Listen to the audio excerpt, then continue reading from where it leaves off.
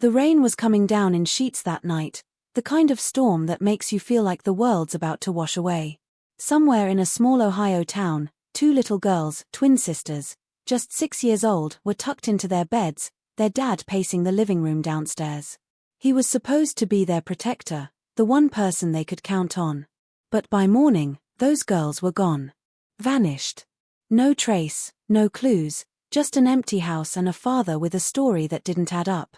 Their grandmother, a woman who'd already lost so much, refused to believe they were just gone. She started digging, following whispers and shadows, until she stumbled on something that made her blood run cold. What she found would unravel a mystery that no one saw coming. And then, in a completely different corner of the world, there's this black teen on a crowded bus, just trying to get through his day. He sees a pregnant white woman struggling to stand, and without a second thought, he gives up his seat.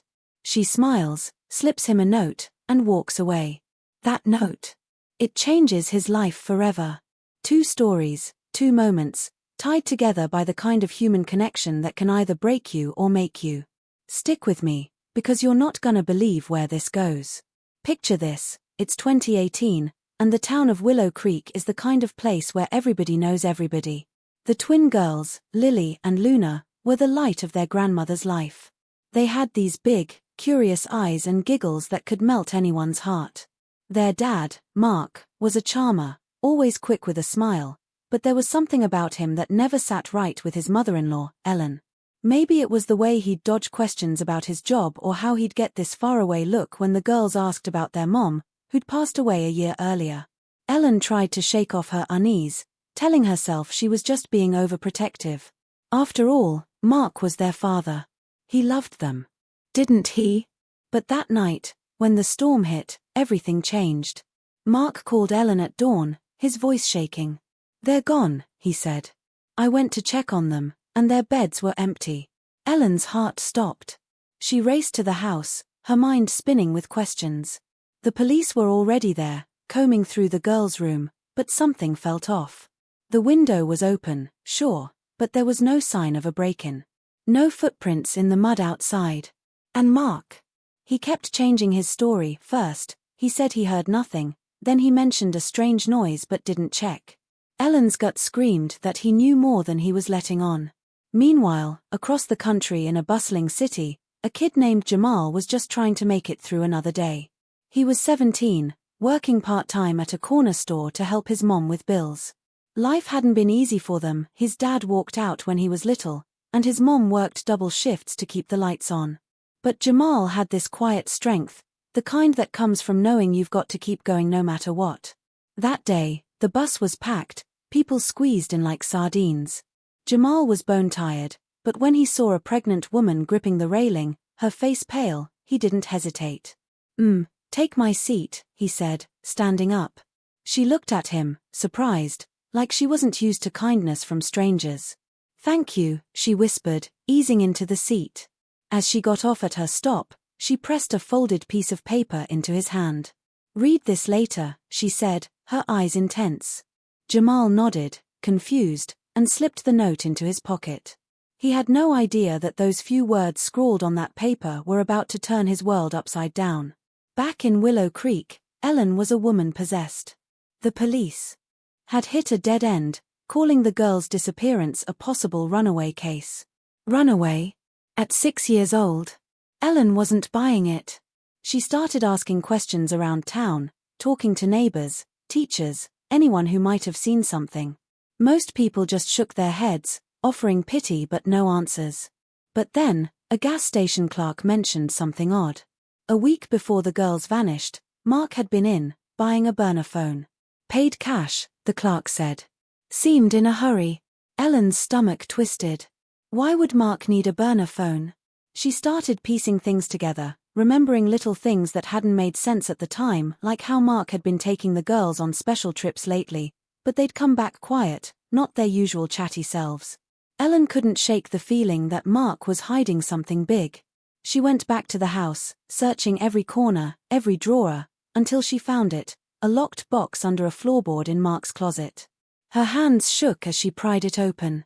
Inside was a photo of the girls with a woman she didn't recognize and a phone number scribbled on the back.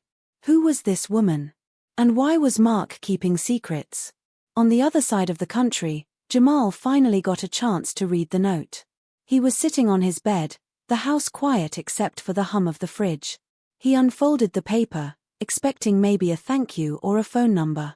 Instead, the words hit him like a punch. You're the kind of person the world needs. Meet me at the address below tomorrow. Your future starts now. There was an address, a time, and a name, Claire. Jamal's heart raced. Was this some kind of scam? He'd heard stories about people getting lured into trouble with promises like that. But something about Claire's eyes on that bus, the way she'd looked at him, made him think this was real. He showed the note to his mom, expecting her to tell him to throw it away. Instead, she smiled, tears in her eyes. Go, she said. You've got nothing to lose. The next day, Jamal stood outside a fancy office building, his palms sweaty. What was waiting for him inside? And how could a single act of kindness lead to something this huge? Ellen's discovery of the photo and phone number was just the beginning. She called the number, her heart pounding, but it went straight to voicemail. The voice on the recording was a woman's, soft but guarded. Leave a message, it said. Ellen didn't know what to say, so she hung up. She took the photo to the police, but they brushed it off, saying it could be anyone, a relative, a friend. But Ellen knew better. She started digging deeper, tracking down old friends of Mark's, even contacting his ex-co-workers. One of them, a guy named Pete, hesitated when she asked about Mark's past. He got into some trouble a while back, Pete finally admitted. Money stuff. Owed some bad people. Ellen's mind raced. Was Mark in debt? Had he done something desperate to get out of it? The thought made her sick, but she couldn't stop now. She kept pushing, following every lead, until she found herself standing outside a rundown apartment complex an hour away. The woman in the photo lived there, she was sure of it. As Ellen knocked on the door, her heart in her throat, she braced herself for whatever truth was waiting on the other side. Jamal's meeting with Claire was like something out of a movie. She wasn't just some random woman, she was the CEO of a tech company, someone who'd built a fortune from nothing. She'd been on that bus by chance, heading to a meeting, when Jamal's kindness caught her attention. I see potential in you, she told him, her voice steady. I want to offer you a scholarship, a mentorship, whatever you need to build a future. Jamal could barely process it. A scholarship? For what?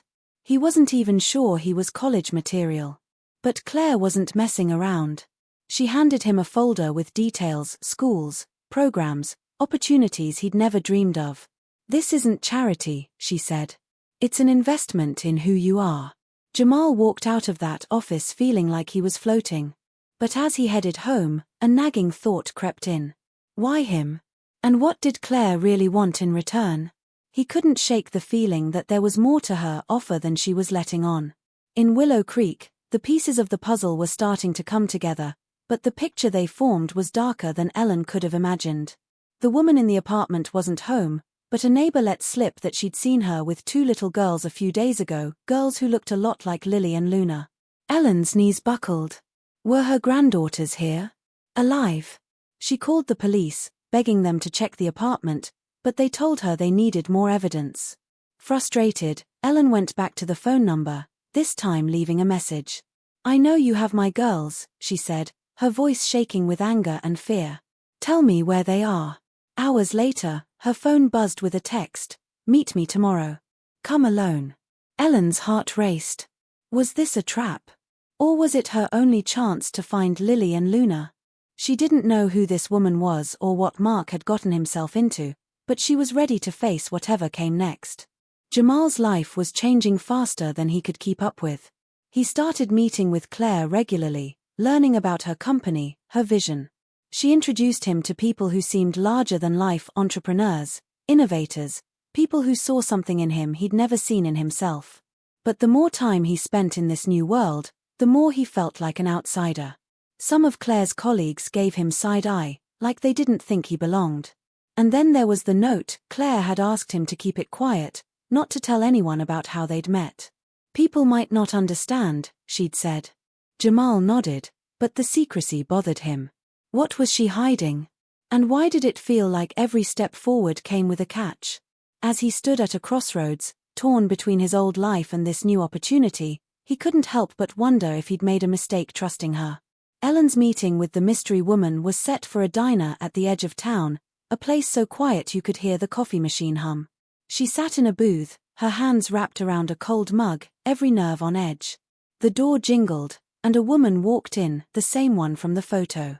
She was younger than Ellen expected, with tired eyes and a guarded expression.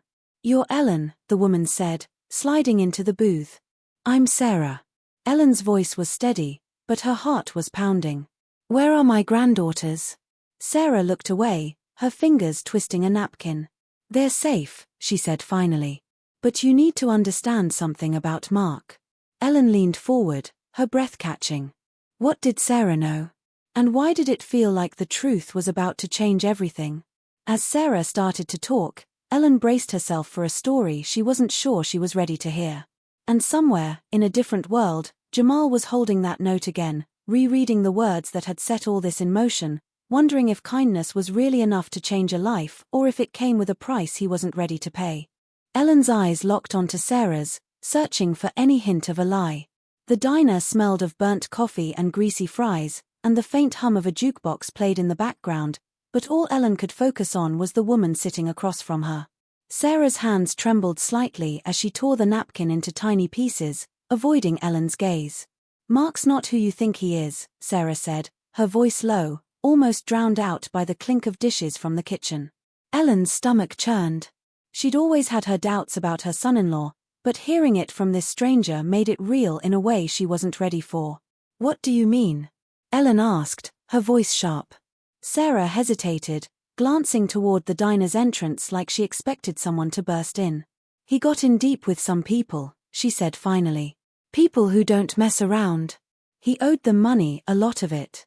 When he couldn't pay, they didn't just threaten him. They wanted something else." Ellen's heart thudded. "My granddaughters," she whispered, the words tasting like bile. Sarah didn't nod, didn't confirm it, but the look in her eyes said enough. Ellen gripped the edge of the table, her mind racing. Was Mark desperate enough to trade his own daughters to save himself? And who was Sarah in all this, a bystander, a conspirator, or something else entirely? Across the country, Jamal was wrestling with his own questions. He sat on a park bench, the folder Claire had given him open on his lap. The papers inside outlined a future he'd never dared to imagine, a full-ride scholarship to a tech program, mentorship from industry leaders, even an internship at Claire's company. It was everything he'd ever wanted, handed to him on a silver platter. But as he stared at the words, doubt gnawed at him. Why was Claire so invested in him? He'd only given her a seat on a bus, a small act of kindness anyone could have done. He thought back to their last meeting, how she'd dodged his questions about her past, her reasons for picking him. "You remind me of someone," she'd said once, her voice soft, but when he pressed her, she changed the subject. Now, sitting in the park with the city buzzing around him, Jamal couldn't shake the feeling that Claire was holding something back. He pulled the note from his pocket, the one she'd given him on the bus, and read it again. "Your future starts now." The words felt heavier every time, like a promise with strings attached. His phone buzzed, a text from his mom, asking how the meeting went. He started to reply, but his thumb hovered over the screen. Should he tell her about his doubts, or was he just overthinking it? Back in Willow Creek, Sarah's story was starting to unfold, but every word only deepened the mystery. She leaned closer to Ellen, her voice barely above a whisper. "I met Mark a few months ago," she said. "He was working odd jobs, trying to stay under the radar. He told me about the girls, how he was trying to protect them." Ellen's jaw tightened. Protect them? From what? Sarah seemed to sense her skepticism. "I didn't know everything at first," she went on. "But he was scared, Ellen. I've never seen someone so paranoid. He kept saying they were watching him, that he had to do what they wanted or it'd be worse for the girls." Ellen's mind spun. Who were they? Debt collectors? Something more dangerous? She thought about the burner phone, the secret trips Mark had taken with the girls. Had he been meeting with these people, making deals behind everyone's backs. Where are Lily and Luna now? Ellen demanded, her voice shaking. Sarah's eyes darted to the window again. I can't tell you that, she said. Not yet. But I swear, I'm trying to help them. Ellen wanted to believe her, but trust was hard to come by when her granddaughters' lives were on the line. Why should I believe you? She asked. Sarah reached into her bag and pulled out a small, crumpled drawing, a child's sketch of two stick-figure girls holding hands under a rainbow. Luna gave me this, Sarah said softly. Ellen's breath caught. It was Luna's style, down to the little hearts she always drew in the corners. But that only made the fear sharper. If Sarah had this, where were the girls now? Jamal decided to do some digging of his own.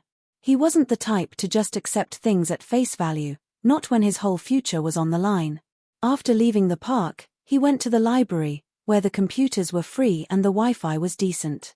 He started searching for Claire's company, hoping to find something that would either ease his mind or confirm his suspicions.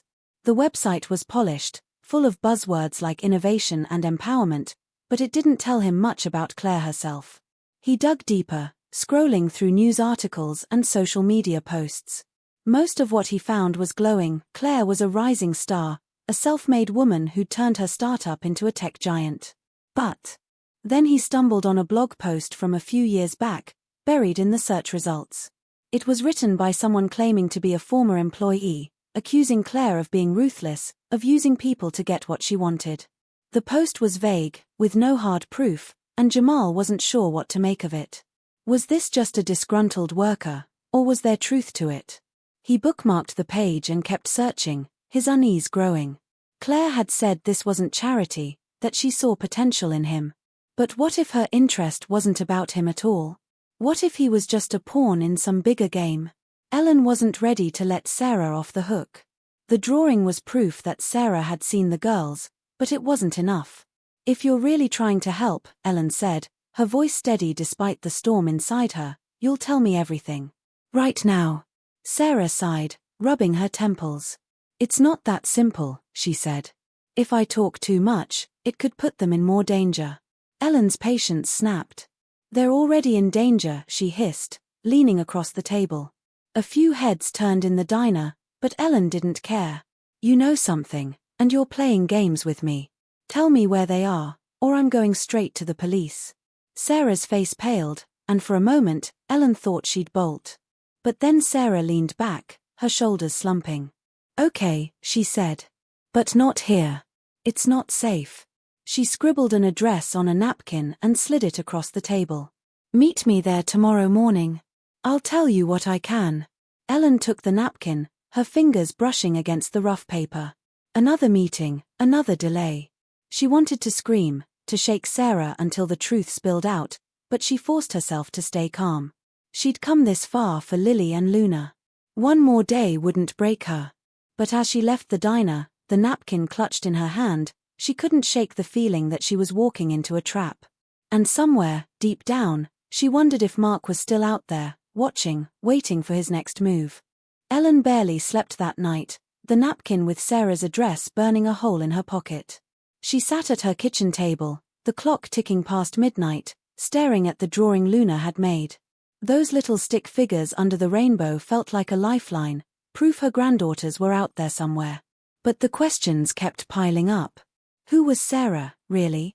A friend of Mark's, caught up in his mess? Or someone with her own agenda? Ellen's mind drifted to Mark, the man she'd trusted to raise her daughter's girls. She remembered the day he married her daughter, how his charm had won everyone over. But there'd always been cracks, late nights he couldn't explain, money that disappeared from their joint account. Now, with Lily and Luna missing, those cracks felt like chasms. Ellen's phone buzzed, snapping her out of her thoughts. It was a text from an unknown number. Stop looking. You're making it worse. Her breath caught. Was this Mark? Sarah? Or one of the bad people Sarah had mentioned? She wanted to call the police, but Sarah's warning about danger echoed in her head. Instead, she forwarded the text to a friend, a retired cop named Dave, who'd been helping her on the side. I'll trace it, Dave texted back. But Ellen, be careful tomorrow. Careful wasn't an option anymore. She was too deep in this mystery, and every step felt like it was leading her closer to the truth or to something much worse. In the city, Jamal was grappling with his own crossroads. He'd spent hours at the library, digging into Claire's past, and the more he found, the less certain he felt. That blog post from the ex-employee wasn't the only red flag. There were whispers on obscure forums, people claiming Claire's company had shady dealings, partnerships with questionable investors, projects that never saw the light of day. None of it was concrete, but it was enough to make Jamal's stomach twist. He thought about the scholarship, the internship, the life Claire was dangling in front of him. It was a dream, but dreams didn't come free. He decided to talk to his best friend, Marcus, who always had a way of cutting through the noise. They met at their usual spot, a basketball court near Jamal's apartment, the air sharp with fall chill. "Man, this sounds too good to be true," Marcus said, tossing the ball to Jamal. "She picks you out of nowhere, hands you all this. What's her angle?" Jamal shrugged, dribbling the ball. "She says it's about potential, about giving back." Marcus snorted. "People like her don't give back unless they're getting something. Maybe she's using you to look good, like some PR stunt." The words hit hard. Was that it? Was Jamal just a feel-good story for Claire's brand?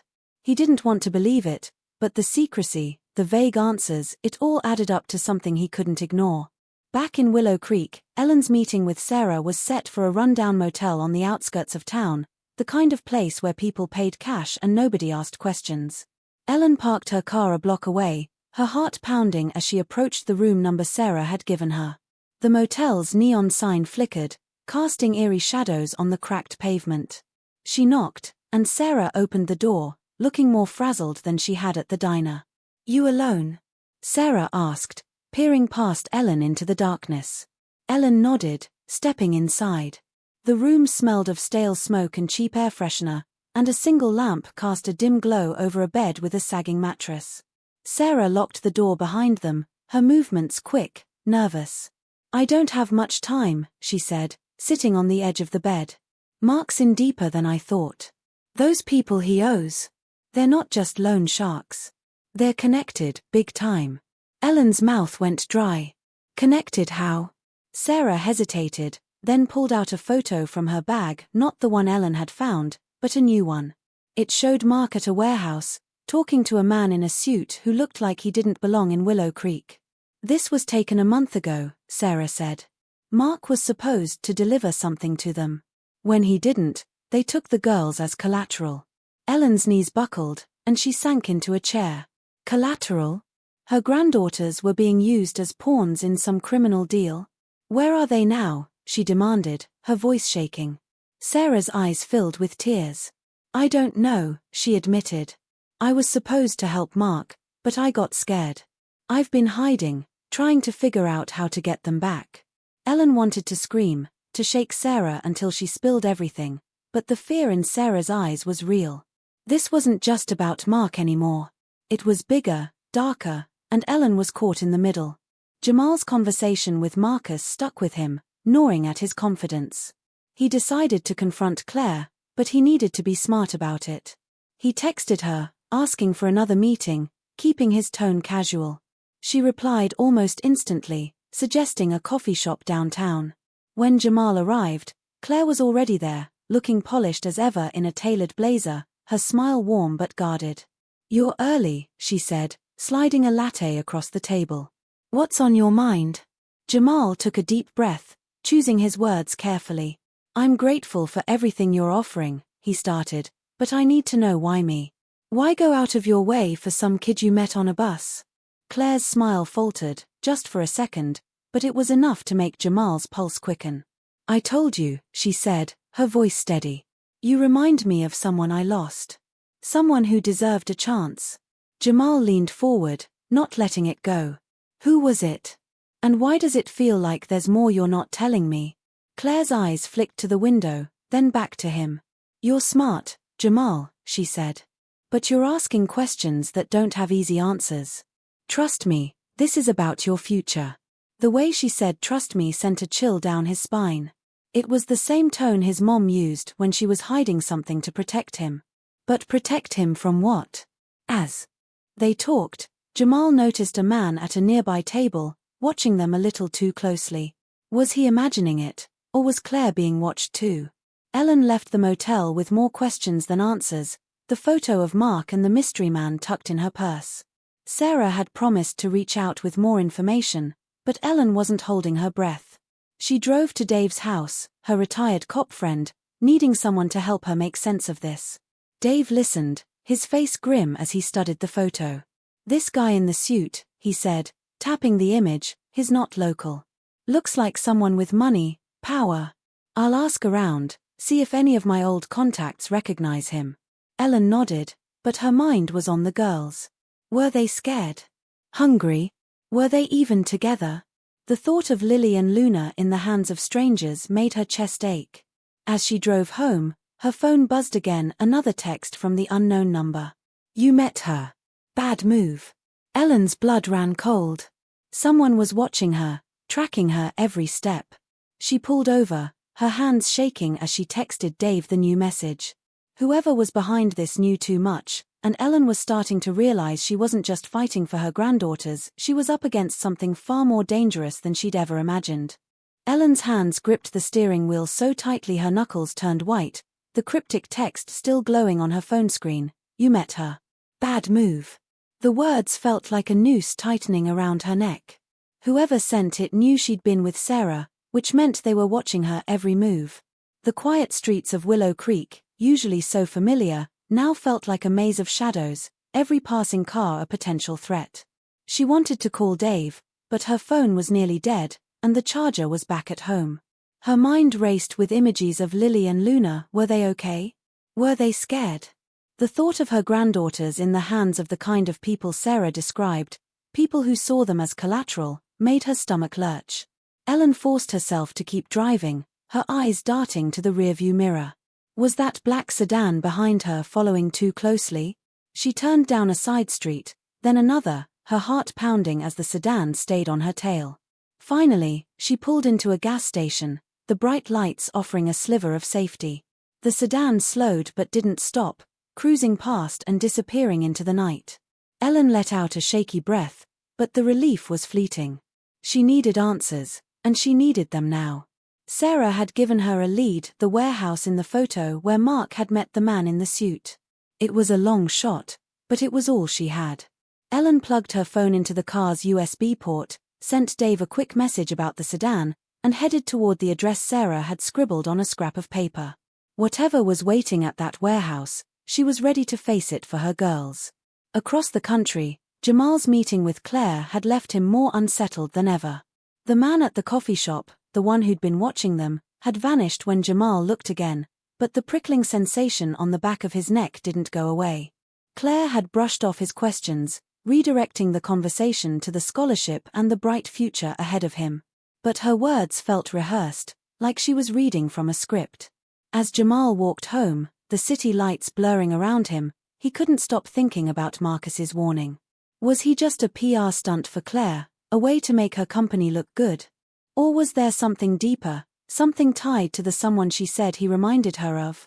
He pulled out his phone and scrolled through the bookmarked blog post from the ex-employee, rereading the accusations about Claire's ruthless tactics. There was a contact link at the bottom, an email address.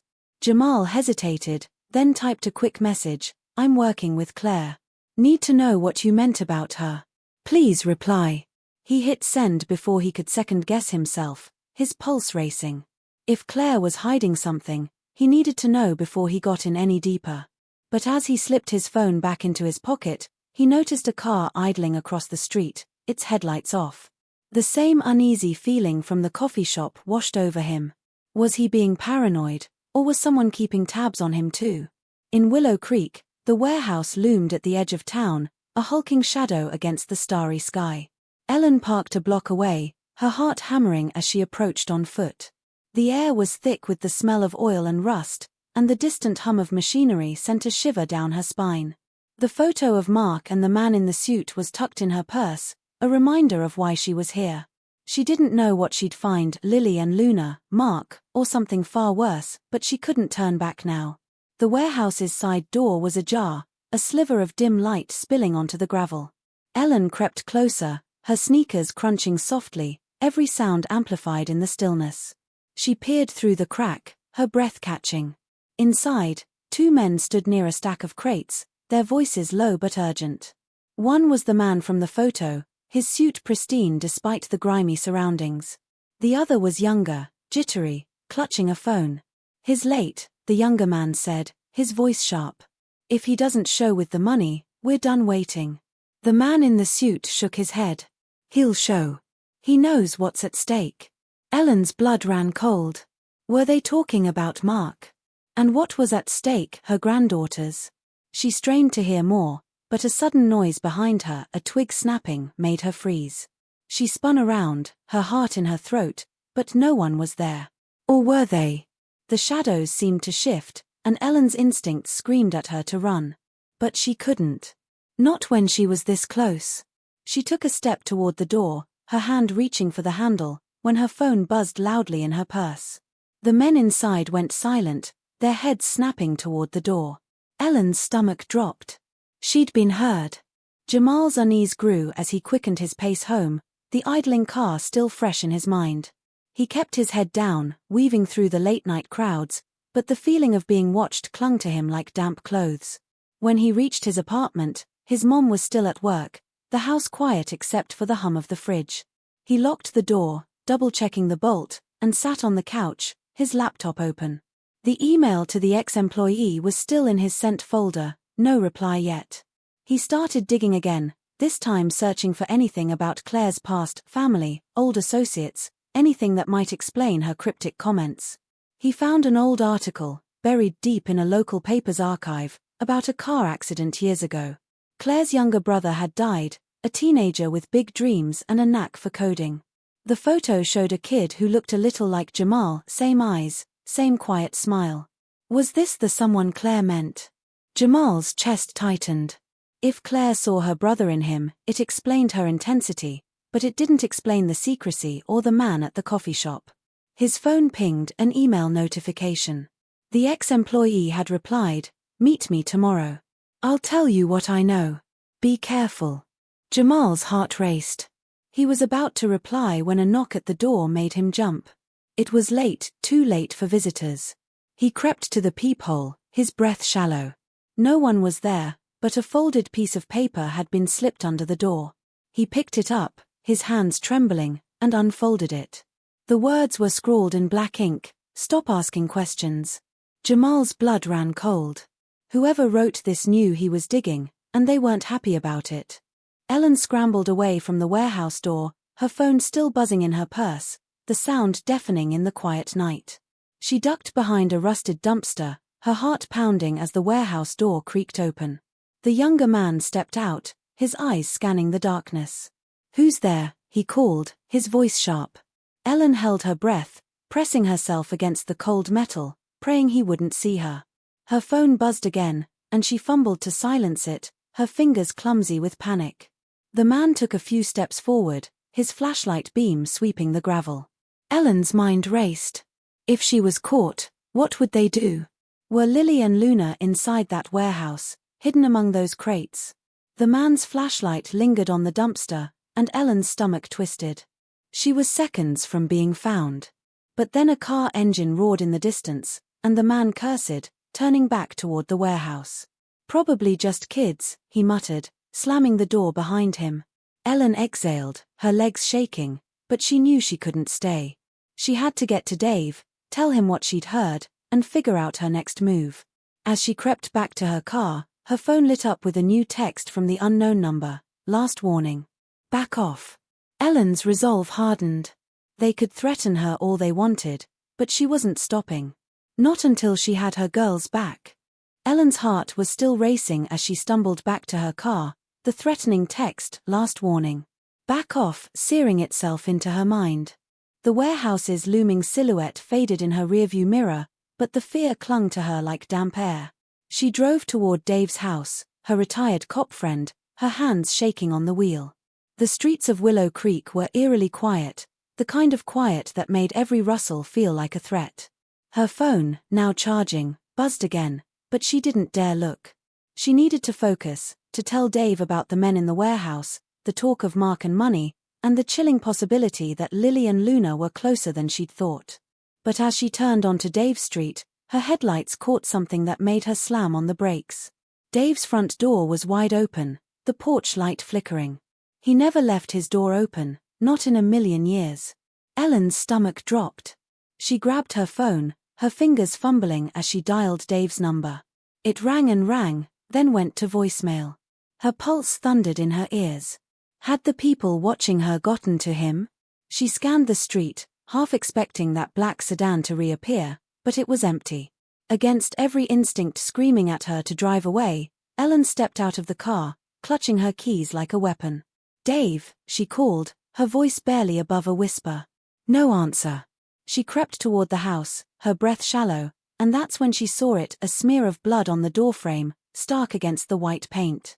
But then, a second twist hit her like a punch. Inside, on Dave's coffee table, was a photo of Lily and Luna, taken just days ago, with a note pinned to it, "You're closer than you think. Stop, or they're gone for good." Ellen's knees buckled. Someone had been in Dave's house, and they knew exactly how to break her. Miles away, Jamal's hands trembled as he held the note slipped under his door. "Stop asking questions." The words were written in a hurried scrawl, the ink smudged like whoever wrote it was in a rush. He locked the door again, double-checking the deadbolt, his mind spinning. Who knew he'd been digging into Claire's past? He hadn't told anyone except Marcus, and even then, he'd kept it vague. The email he'd sent to the ex-employee flashed in his mind. Had someone intercepted it? Or was Claire herself behind this, trying to scare him into silence? Jamal's eyes darted to the windows, the curtains suddenly feeling too thin. He grabbed his laptop, his fingers flying as he checked his email. The ex-employee had replied with an address for a meeting tomorrow, a diner on the edge of the city. "Come alone," the message read. "I'll tell you what Claire's really about." Jamal's heart pounded. He wanted answers, but the note in his hand felt like a warning he couldn't ignore. He thought about his mom, how proud she'd been when he told her about the scholarship. If he kept pushing, was he putting her in danger too? But then, another shock twisted the knife. His phone pinged with a new email, this one from an anonymous sender. It contained a single photo, Claire, standing in a parking lot, talking to the same man Jamal had seen watching them at the coffee shop. The caption read, "She's not who you think." Jamal's breath caught. Was Claire caught up in something bigger, something dangerous? And if she was, what did that mean for him? Ellen forced herself to step into Dave's house, her heart hammering so loud she could barely think. The blood on the doorframe was still wet, glistening under the flickering porch light. "Dave," she called again, her voice cracking. The living room was a mess, books knocked off shelves, a lamp tipped over, but there was no sign of Dave. Her eyes locked onto the photo of Lily and Luna on the coffee table, their smiling faces a gut punch. The note pinned to it, "You're closer than you think. Stop, or they're gone for good," felt like a taunt, daring her to keep going. She reached for the photo, her hands trembling, and noticed something else, a faint logo on the corner of the image, barely visible. It was from a convenience store, one she recognized from a town an hour away. Had the girls been there? Was this a clue, or another trap? Ellen's mind raced. She needed to find Dave, to make sure he was okay, but the blood and the note were screaming at her to run. She pulled out her phone, her fingers shaking as she snapped a picture of the note and photo, then texted it to herself as a backup. As she turned to leave, she heard a creak from the hallway. Her blood ran cold. Someone was in the house. She gripped her keys tighter, her eyes scanning for an escape, but the creak came again, closer this time. Ellen backed toward the door, her heart in her throat, when her phone buzzed with another text from the unknown number. "Leave now, or you'll end up like him." The world tilted. Was Dave hurt, or worse? Ellen bolted for her car, her breath ragged, the photo of her granddaughters burning in her mind. She was closer to the truth than ever, but the cost was climbing, and she wasn't sure she could pay it. Jamal couldn't sit still. The photo of Claire with the mystery man had turned his world upside down. He paced his apartment, the note, "Stop asking questions," crumpled in his fist. He wanted to call Marcus, to tell him everything, but the idea of dragging his friend into this mess stopped him cold. Instead, he sat at his laptop, zooming in on the photo from the anonymous email. The man's face was clearer now, his expression hard, like someone used to giving orders. Jamal's gut told him this wasn't just about Claire's company or some PR stunt. This was something bigger, something that explained the secrecy, the warnings, the man at the coffee shop. He thought about the ex-employee's offer to meet at the diner. It was his best shot at answers, but the note under his door made it feel like walking into a lion's den. He checked the locks again, his paranoia spiking, and decided to call his mom. Her voice was tired but warm when she answered. "You okay, baby?" she asked. Jamal hesitated, the weight of everything pressing down on him. "Yeah," he lied. "Just thinking about stuff." He couldn't tell her about the note, not yet. But as he hung up, another email pinged. It was from the anonymous sender again, this time with a single line, "The diner tomorrow. Don't trust her." Jamal's stomach twisted. Was the ex-employee working with whoever sent the photo, or was this another layer of the trap? He didn't know, but one thing was clear: tomorrow's meeting wasn't just about answers, it was about survival. Ellen peeled out of Dave's driveway, her tires squealing as she sped toward the police station. The blood, the note, the photo, it was too much to handle alone. She needed help, even if it meant risking another warning from whoever was watching her. Her phone buzzed again, but she ignored it, her eyes fixed on the road. The convenience store logo on the photo was her only lead, a faint thread connecting her to Lily and Luna. She tried to focus on that, to push away the image of Dave's empty house and the blood on the doorframe. But the creak she'd heard in the hallway haunted her. Had someone been there, waiting to make sure she got the message? As she pulled into the police station parking lot, her phone lit up with another text: "You can't save them if you're dead." Ellen's breath hitched. The threats were escalating, each one more personal, more desperate. She clutched the photo of her granddaughters, their faces fueling her resolve. Whoever was behind this thought they could scare her into giving up. They were wrong. But as she stepped out of the car, a figure moved in the shadows across the lot, too quick to make out. Ellen froze, her keys clenched in her fist. The stakes were higher than ever, and the truth was closer, but so was the danger, and it was closing in fast. Ellen's heart pounded as she stood frozen in the police station parking lot, the shadowy figure vanishing into the darkness. The latest text, "You can't save them if you're dead," felt like a blade pressed against her throat. She clutched the photo of Lily and Luna, their smiling faces anchoring her to the fight. She couldn't run now, not when she was so close. Taking a shaky breath, she marched into the station, her resolve hardened. Inside, she found Officer Ramirez, one of the few cops who'd taken her seriously from the start. She spilled everything: the warehouse, the men, Dave's empty house, the blood, the note, and the convenience store logo on the photo. Ramirez's face grew grim as she showed him the texts.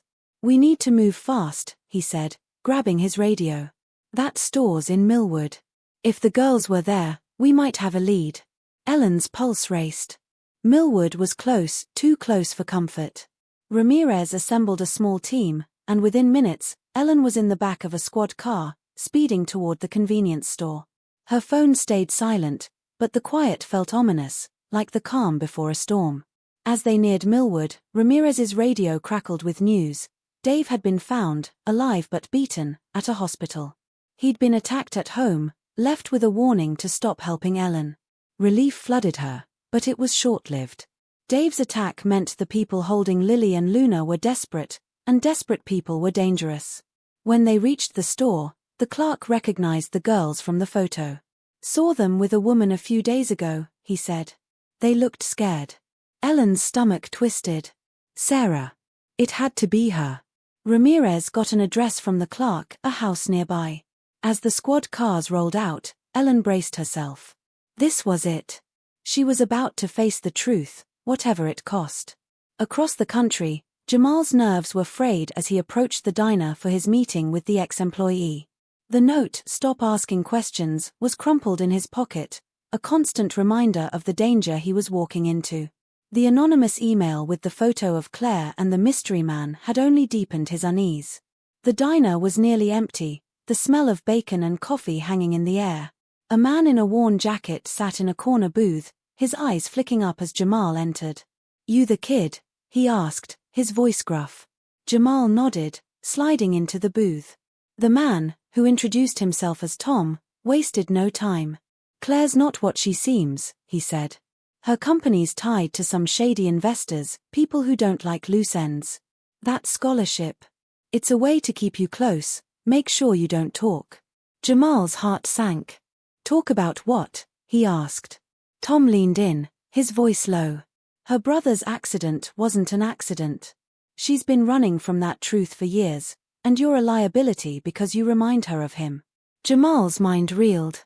Was Claire's kindness just guilt? Before he could ask more, the diner's door jingled, and the man from the coffee shop photo walked in, his eyes locking onto them. Tom cursed under his breath. "Go," he hissed. "Now." Jamal bolted for the back exit, his heart pounding, but as he reached the alley, he heard footsteps behind him. He ducked behind a dumpster, holding his breath as the man passed, muttering into a phone. Jamal's phone buzzed, a text from his mom, "Come home." Someone was here. Panic surged. Whatever Claire was involved in, it was following him home. In Millwood, the house was a run-down bungalow, its windows boarded up. Ellen stayed in the squad car as Ramirez and his team surrounded the property, their radios crackling with tension. Her hands shook as she clutched the photo of Lily and Luna, praying they were inside. The officers breached the door, and Ellen held her breath, every second stretching into eternity. Then, a shout from inside, "We've got them." Ellen's heart leaped. She pushed past the officer guarding the car, ignoring his protests, and ran toward the house. Inside, chaos reigned, officers cuffing a man she didn't recognize, Sarah sobbing in a corner. And there, in a back room, were Lily and Luna, clinging to each other, their eyes wide with fear. Ellen dropped to her knees, tears streaming as she pulled them into her arms. "You're safe," she whispered, over and over. The girls were thinner, their faces pale, but they were alive. Sarah, now in handcuffs, met Ellen's gaze. "I tried to protect them," she said, her voice breaking. "Mark sold them out. I couldn't let them get hurt." Ellen's relief turned to rage. "Mark? Where was he?" Ramirez approached, his expression grim. "We found evidence in the basement, documents, photos. This wasn't just about debt. Mark was working with a trafficking ring." Ellen's blood ran cold. Her son-in-law, the man she trusted, had betrayed his own daughters for money. The officers were still searching for him, but he'd vanished, likely tipped off. Ellen held the girls tighter, vowing to never let them out of her sight again. But as they left the house, a final text buzzed on her phone, from the same unknown number, "You got them back." "But I'm not done." Ellen's breath caught. Mark was still out there, and he wasn't giving up. Jamal made it home, his chest heaving as he locked the door. His mom was waiting, her face pale. "A man came by," she said. "Asked about you, said he was from some company. I didn't like his vibe." Jamal's stomach churned. He showed her the note, the photo, everything. Her eyes widened, but she nodded, her strength steadying him. "We're calling the police," she said. Before they could, a knock at the door made them freeze. Jamal peered through the peephole. "Claire." Her face was calm, but her eyes were desperate. "Jamal, let me in," she called. "I can explain." Against his better judgment, he opened the door, his mom standing firm behind him. Claire stepped inside, her hands raised. "I'm not here to hurt you," she said. "The man following you, he works for people I crossed. My brother found out about their deals, and they killed him. I've been trying to make it right, to help kids like you, like he was." Jamal's anger flared. "So I'm what, your redemption project?" Claire's face crumpled. "No. You're my chance to do something good." Before he could respond, the door burst open, and the man from the photo stormed in, a gun in his hand. "Enough," he snarled. "You're both done talking." Jamal's mom screamed, and Claire lunged, tackling the man. In the chaos, Jamal grabbed a lamp, smashing it over the man's head. He crumpled, the gun skidding across the floor. Police sirens wailed outside. His mom had texted 911. As officers swarmed in, Claire looked at Jamal, her eyes full of regret. "I'm sorry," she whispered. The police took her into custody, Her role in the shady deal's unclear. Jamal and his mom were safe, but as they hugged, a final twist hit. An email from Tom, sent just before the diner. Check Claire's scholarship fund. It's not her money. Jamal's blood ran cold. Whose money was it, and what had he almost been pulled into?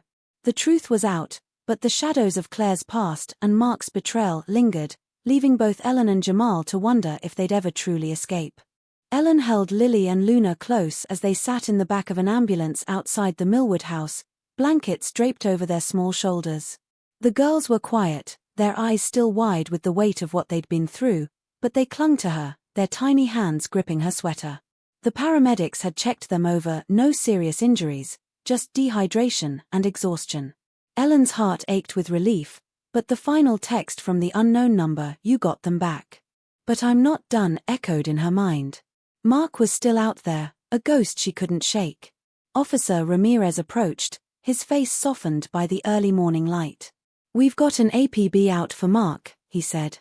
"The evidence from the house ties him to the trafficking ring. He won't get far." Ellen nodded, but the knot in her stomach didn't loosen. She'd trusted Mark once, believed he loved his daughters. Now, she knew he'd sold them to save himself, and that betrayal cut deeper than any threat. Sarah, still in custody, had given a full statement, claiming she'd only helped Mark to keep the girls safe, feeding them, hiding them when she could. Ellen wasn't sure if she believed her, but Sarah's tears seemed real enough. As the ambulance doors closed, Lily whispered, "Is Daddy coming back?" Ellen's throat tightened. "No, sweetheart," she said softly. "But I'm here, and I'm never letting you go." She meant it. Whatever Mark was planning, she'd protect her granddaughters with everything she had. Across the country, Jamal sat at his kitchen table, his mom's arm around him as the police cleared out their apartment. The man who'd burst in, gun in hand, was in custody, his connection to Claire's shady investors confirmed. Claire herself was at the station, answering questions about her company's dealings and her brother's death. Jamal's head was still spinning from her confession that her kindness had been driven by guilt, a way to honor the brother she'd lost. But Tom's final email, "Check Claire's scholarship fund. It's not her money," had opened a new wound. He'd shown it to the police, who were now digging into the fund's origins. Early reports suggested it was tied to the same investors who'd killed Claire's brother, a front to clean their money. Jamal's stomach churned at the thought. He'd almost been a pawn in their game, his future bought with dirty cash. His mom squeezed his shoulder, her voice steady. "You did the right thing, baby," she said. "You trusted your gut." Jamal nodded, but the weight of it all, Claire's betrayal, the danger he'd brought to their door, pressed down on him. He thought about the note she'd given him on the bus, the one that started this. He'd kept it, tucked in his wallet, a reminder of how a single act of kindness had spiraled into something he couldn't control. In Willow Creek, the days that followed were a blur for Ellen. She took the girls to her house, turning the guest room into their own with bright blankets and stuffed animals. Lily and Luna were starting to smile again, their giggles filling the quiet moments, but Ellen saw the shadows in their eyes. They'd been through too much, seen things no child should. She enrolled them in counseling, determined to help them heal.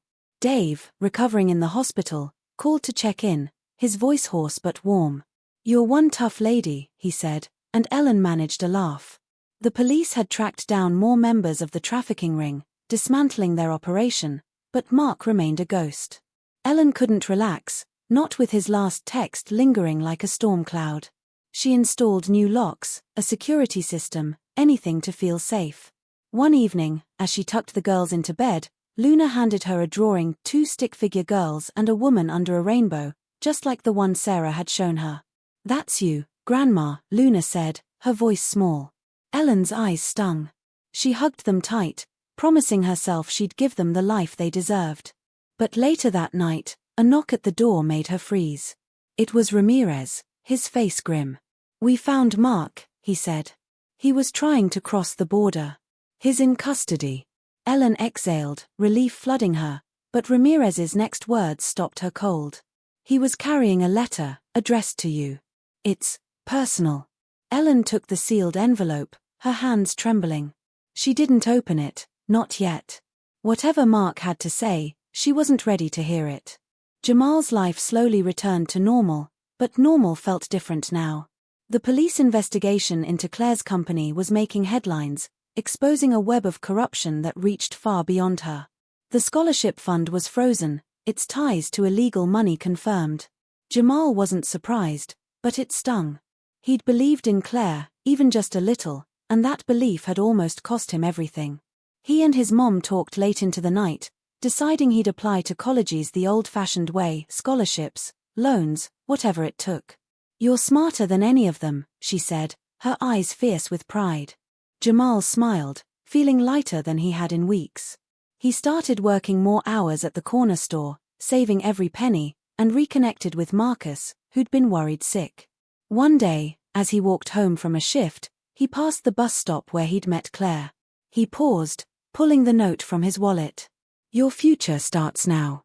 The words felt hollow now, but they reminded him of something else, his own strength, his ability to keep going. He tore the note into pieces, letting them scatter in the wind, and kept walking. The future was his to build, and he wasn't looking back. Ellen finally opened Mark's letter a week later, alone in her kitchen with a cup of tea gone cold. The words were scrawled in his familiar handwriting, but they felt like they came from a stranger. He didn't apologize, not really. Instead, he claimed he'd been trapped, forced to work with the ring to protect the girls. "I thought I could fix it," he wrote. "I was wrong." Ellen's jaw clenched. His excuses meant nothing. Lily and Luna had paid the price for his choices. The letter ended with a plea, "Don't hate me." Ellen folded it up, her hands steady, and tucked it away. She didn't hate him, not exactly. She pitied him, a man too weak to do right by his family. The girls never asked about him, and Ellen was grateful. They were healing, slowly, their laughter growing louder each day. Ellen sold her old house, moving to a new town where the girls could start fresh. She kept Ramirez's number on speed dial, just in case, but the threat stopped. Mark was behind bars, his trial looming, and the ring was crumbling. Ellen wasn't naive, she knew danger could linger, but she chose to focus on the present, on the girls' smiles, their future. Jamal and Ellen never crossed paths, but their stories shared a thread: kindness and betrayal, trust and truth. Jamal learned to lean on his instincts, to carve his own path without shortcuts. He got accepted to a community college, a small step toward his dreams, and his mom threw a party to celebrate, the house filled with laughter. Ellen found strength in her granddaughters, their resilience a mirror of her own. She planted a garden with them, teaching them to nurture life, to grow through hardship. Both carried scars, but they also carried hope. Life wasn't perfect, but it was theirs to shape. And as Ellen watched Lily and Luna chase fireflies one summer night, and Jamal sketched out his first coding project, they both knew one thing for sure: the hardest fights were worth it, because they led to moments like these, where love and courage won.